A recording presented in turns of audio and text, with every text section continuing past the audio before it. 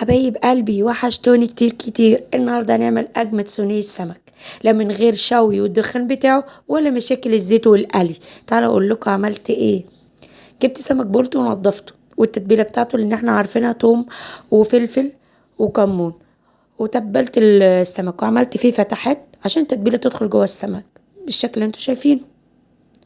بعد كده جبت بصل جوانح وطماطم متقطعة قطع صغيرة ومعلقة توم، والبهارات اللي هي عبارة عن بابريكا وكمون وملح. نزلت بالخليط كله على بعضه وحاولت ان انا امزج الاطعمة كلها مع بعضيها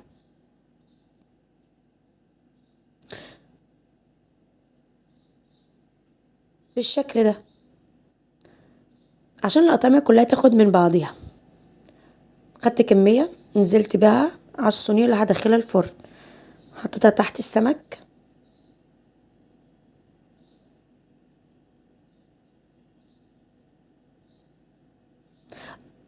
الشريحة دي هي اللي بتنزل ميتها، هي اللي بتسوي لي السمك. اصلا ما مش بحط له ميه، هو بيسوي التتبيله بتنزل ميتها بتسوي السمك. حطيت السمك بتاعي وحطيت كمان شويه من التتبيله فوقه، ونزلت بنص معلقه زيت على كل مشط سمك او اقل من نص المعلقه.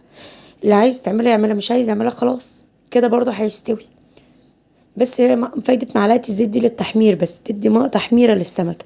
وكمان الليمون بتاعنا اكيد الليمون ده مع المأكولات البحرية حاجة تانية.